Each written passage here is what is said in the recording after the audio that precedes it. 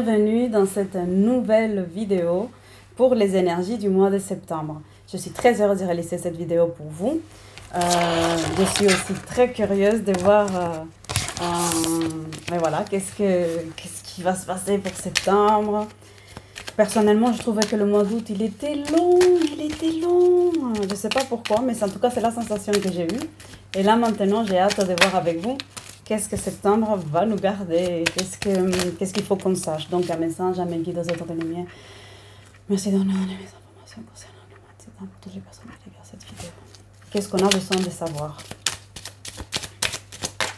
Bon, en tout cas, j'espère que vous portez bien. Je ne vous ai pas oublié. Ce n'est pas parce que je ne fais pas de vidéo que je vous oublie.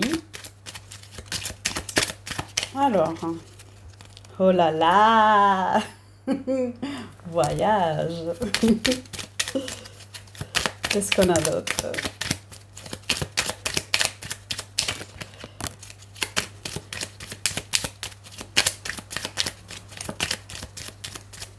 Ça, je suis contente. Alors, bon, mon oracle, il nous a donné déjà des infos. On va voir les libérations énergétiques. Moi, je pense que c'est une vidéo très courte que je veux faire. Ensuite, je vais vous faire une signe par signe, j'ai envie. Et avec les messages pour chaque signe, les points à travailler et à quoi est-ce qu'il faudra faire attention. D'accord? En tout cas, bienvenue aux nouvelles personnes qui sont abonnées. Bienvenue à toi qui me regarde. Bienvenue à tout le monde. Je suis très heureuse. Alors, on va pas prendre tout ça. Hop. On va prendre ces trois-là. Donc, déjà, on a voyage. La carte du voyage inversée. Alors, carte du voyage inversée, c'est peut-être qu'il va falloir faire un voyage à l'intérieur de soi-même. Peut-être qu'il s'agit d'un travail sur soi et d'aller chercher dans notre intériorité des zones qu'on n'a pas explorées. Découvrir de nouvelles choses de nous-mêmes, se rapprocher des choses qui nous font vibrer, qui nous réjouissent. Vraiment d'avoir, quand on part en voyage, on se prépare, on met en place des choses, on fait sa valise, on se fait un programme, on est dans la joie. Donc peut-être aller dans la joie à l'intérieur de soi-même, voir qu'est-ce qui nous procure de la joie, qu'est-ce qu'on ne sait pas de nous, qu'est-ce qui peut être intéressant de nous, quelles sont les parties de nous qu'on n'a pas encore été explorées. Donc voilà, ça c'est voyage. Alors ensuite, pour le mois de septembre, nous avons ombre inversée. Pour moi, dans ce que je ressens ici, c'est que le mois de septembre, il ne va pas nous plonger dans les ombres. Ça ne va pas être un mois dans lequel on va être dans le chagrin, dans la tristesse, mais plutôt un mois qui va nous faire sortir de l'ombre, qui va nous permettre de rayonner. Et peut-être parce qu'on a fait ces voyages antérieurs, peut-être parce qu'on fait aussi... Après, si ce n'est pas un voyage antérieur, ça peut être un voyage... Qui va nous permettre de développer quelque chose d'intime avec nous-mêmes. Parce que ce n'est pas un voyage qui s'extériorise. Je ne sais pas si vous comprenez ce que je veux dire. Ce n'est pas quelque chose qui va faire uniquement plaisir aux autres, c'est quelque chose qui va nous ouvrir à nous. Ça va être une découverte, ça va être une expansion de soi. Ensuite, la carte de l'ombre, je vous disais que c'était plutôt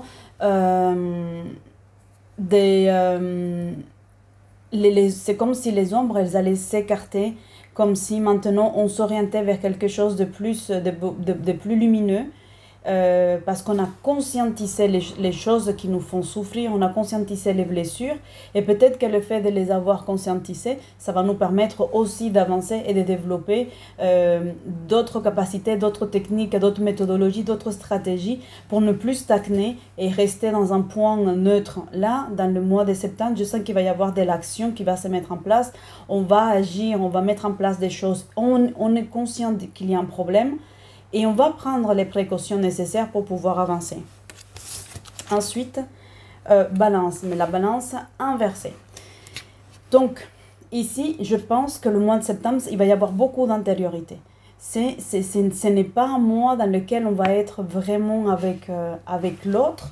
On va être vraiment en train de s'interroger et de s'auto-observer, de s'auto-évaluer, de se comprendre, de se dire, tiens, comment je suis en train d'interagir avec l'autre. Comment est-ce que je me fais aimer? Quels sont mes sujets de conversation? Est-ce que je suis toujours tournée vers les autres ou je suis un petit peu tournée vers moi-même?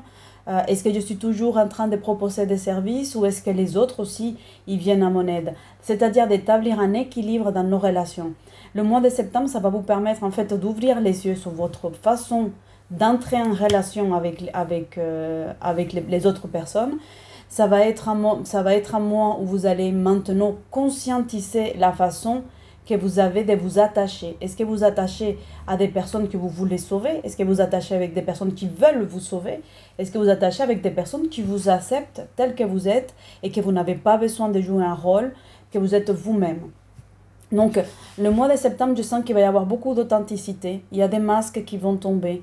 Je sens que ça va être un mois où on va vous demander de lâcher prise sur les jeux de rôle, de lâcher prise sur le paraître. C'est vraiment... ça ne va pas vous demander des efforts, ça va devenir quelque chose d'automatique où vous allez avoir cette envie de lâcher prise de vous-même en fait. Vous n'avez plus envie de jouer des rôles, vous n'avez plus envie de porter des masques, vous n'avez plus envie de faire semblant, vous n'avez plus envie d'être le gentil ou la gentille de l'histoire, vous avez envie d'être juste vous-même, qu'on vous accepte tel que vous êtes. Et donc il va y avoir de la légèreté aussi dans ces mois. Là on a la carte de la vigilance inversée. Donc dans cette carte de la vigilance inversée, moi ce que je ressens, c'est que là vous n'êtes plus sur le qui-vive en train de vous dire l'autre me veut du mal, l'autre est le danger, l'autre est le méchant ou la méchante. Là vous êtes vraiment dans une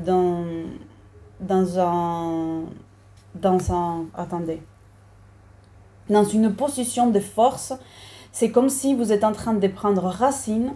Normalement l'été c'est le moment où la sève elle monte, où on fleurit, où il y a les fruits on récolte, on profite, on s'amuse, mais pour vous, c'était un processus un petit peu inversé. C'était le mois pendant lequel vous avez pris des racines, pendant lequel vous êtes allé chercher vos souffrances, pendant lesquelles je pense qu'il y a eu beaucoup de personnes qui ont été chamboulées, bouleversées. Peut-être qu'il y a eu des séparations ou des prises de conscience qu'il y avait des choses qui n'allaient pas dans le couple et du coup mettre en place des choses. Je sens que ce mois, en tout cas l'été, ça a été quelque chose, on est encore en été, mais pour moi, j'ai l'impression que cette énergie-là, elle est déjà derrière, cette énergie de l'été dont je vous parle. C'est une énergie qui vous a bousculé, qui vous a sollicité, qui vous a... j'ai l'impression que ce n'était pas l'été peace and love, youpi, on va à la plage, le bikini, le maillot, la glace, chouchou beignet. Non, il n'y avait pas de tout ça. C'était plutôt quelque chose de, on va y aller, mais comment est-ce qu'on va s'organiser? À chaque fois, c'était une épreuve, et encore une épreuve.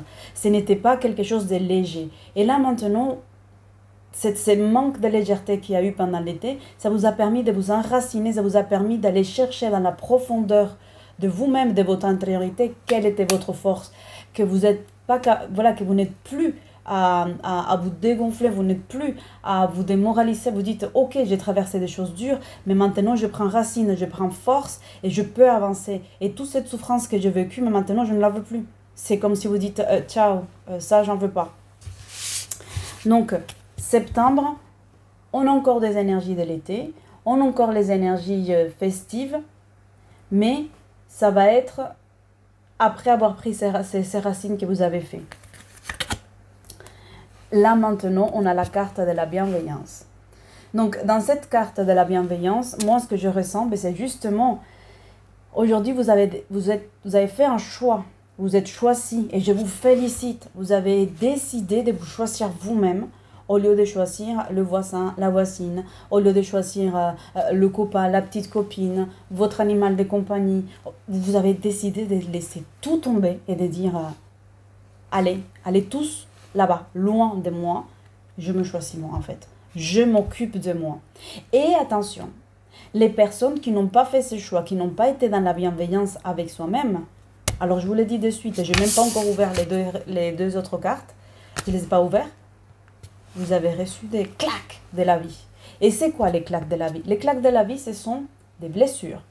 On peut se faire des torsions, on peut avoir des fractures, on peut avoir des maladies, on peut avoir des rhumes, mais des rhumes, pas le petit rhume, hein, j'ai mal à la tête, je me mouche un petit peu. Ça va être des choses lourdes à gérer, des maladies lourdes à gérer, pas des maladies incurables.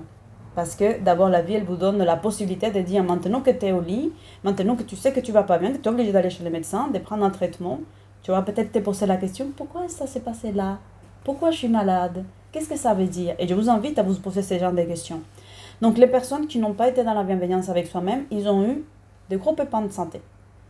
Ils ont eu des pépins de santé. S'ils n'ont pas eu de pépins de santé, ils ont pu avoir des accidents.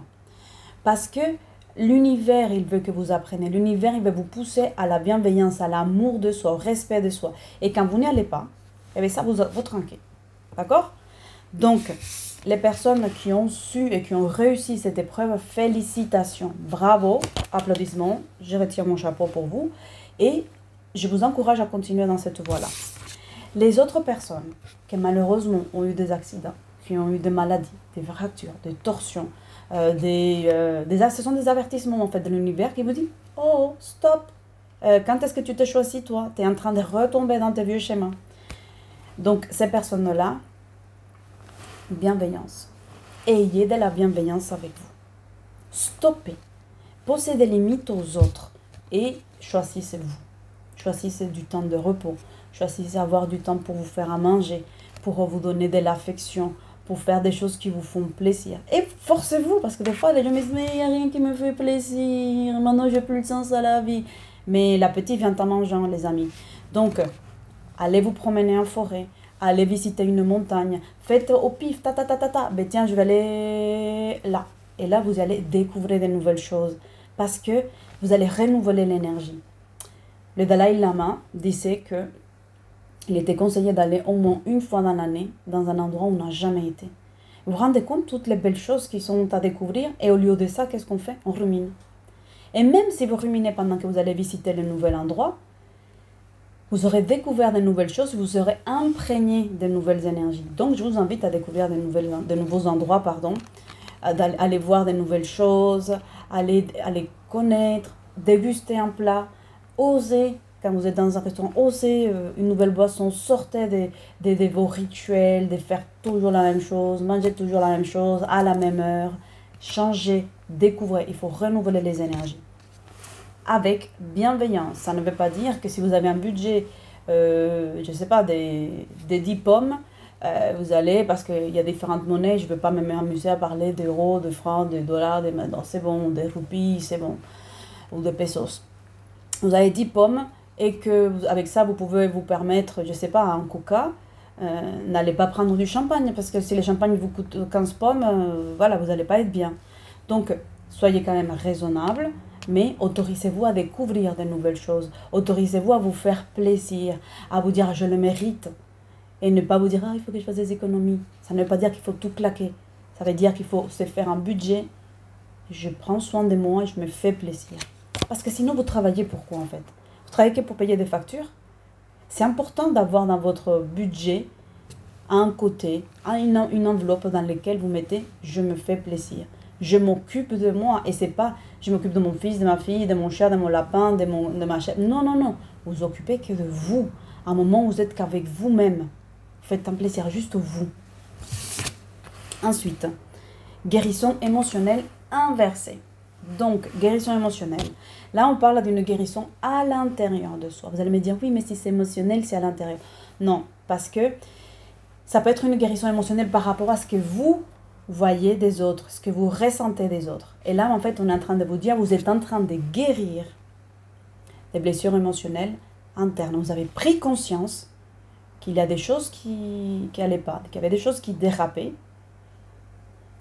Et là, vous êtes en train de guérir petit à petit. La première étape, c'est toujours la prise de conscience parce qu'on est dans une espèce d'égocentrisme, de déni. On ne veut pas voir qu'on est en souffrance. On ne veut pas voir qu'on a des bobos. On pense qu'en fait, il faut juste être positif et que tout ira bien. Ce n'est pas que ça. C'est la possibilité, elle va arriver à partir du moment où vous dites « j'ai des blessures et j'ai les capacités à moi pour trouver les moyens d'aller mieux ». Donc, on fonce, on se booste, on arrête de penser que les choses vont se résoudre comme ça. On prend conscience, voilà, on prend son courage à deux mains, on va voir son nombril, qu'est-ce qui me fait mal, qu'est-ce qui me fait souffrir. Et je mets maintenant tout en œuvre pour aller mieux. Sans avoir honte. Il n'y a pas de honte à avoir. Il n'y a pas honte à avoir un thérapeute. Il n'y a pas honte à voir si vous avez besoin d'un accompagnement et d'une guidance avec les cartes. Il n'y a pas de honte à voir si vous voulez vous faire masser, si vous voulez voir un hypnothérapeute, une nutritionniste, si vous voulez vous inscrire. Il n'y a pas de honte, enlevez-vous ça. Et ensuite, lignée karmique. Donc, le mois de septembre, nous allons tous travailler sur la lignée karmique. Donc, je vous conseille, et je ferai du coup un tirage, d'aller travailler sur votre arbre généalogique. Il y a des choses à nettoyer, il y a des choses qui vont décaper, il y a des choses qui vont bouger à nouveau dans ce mois de septembre concernant la famille. D'accord? Je vous ai dit qu'il allait y avoir de la légèreté. Mais pour que puisse avoir de la légèreté, il faut déjà prendre conscience qu'on était lourd à un moment donné. Si on n'est pas conscient qu'on est lourd, on va recevoir des gros coups pour quand on nous enlève les choses, on dit « Oh, moi je me sens légère, c'est bizarre. » Non, c'est pas bizarre, c'est que vous avez refusé de voir que vous êtes en train de porter la terre sur vos épaules et que c'est pas la peine. Ok? Alors, je vais vous donner une carte des anges et archanges avec les cristaux. D'accord? Alors, c'est parti dans la joie, la bonne humeur, le dynamisme du mois de septembre. C'est juste les énergies générales. Après, je ferai des choses un petit peu plus précises. Je suis très heureuse, vous n'imaginez pas, de faire les cartes. J'étais vraiment prise dans mon travail, je n'arrivais pas à faire tout ce que je voulais. Et les cartes, ça fait un moment qu'elles me appellent, me dit allez, vas-y. Alors donc on a l'archange Ariel. Il est trop beau celui-là. Alors, ma lumière brille de tous ses éclats. J'ai confiance en moi et je reconnais ma valeur et mon mérite. Alors répétez après moi. J'ai confiance en moi. Voilà. Et je reconnais ma valeur et mon mérite. Comprenez là? J'ai confiance en moi et je reconnais ma valeur et mon mérite. Les autres reconnaissent aussi ma valeur et mon mérite. Faites-vous respecter. La lumière de la compassion, de la bonté et de l'amour irradie de mon cœur. Alors, pierre du soleil. Voilà. On va mettre un peu de soleil. La pierre du soleil. Moi j'ai un collier. Vous pouvez avoir un collier en pierre de soleil, des bracelets. Vous pouvez le procurer et portez-le avec vous. C'est le moment où vous sentez que vous êtes un petit peu down, avec des énergies basses. Et ça va vous donner un petit peu de patate, de pêche, de dynamisme pour trouver un équilibre. Ça va travailler aussi le plexus solaire et l'enracinement. Donc la pierre du soleil, c'est la pierre qu'utilisaient les Aztèques. Et faites appel aussi à l'archange Ariel si vous le souhaitez pour vous donner confiance en vous et vous faire respecter, reconnaître votre propre valeur aux yeux personnels et aux yeux des autres, que les autres vous reconnaissent. Voilà les amis, très heureuse de vous faire cette vidéo. Je vous dis à bientôt. Laissez-moi savoir comment ça se passe pour vous. C'est début du mois de septembre. Je vous dis à très vite. Ciao, ciao, ciao.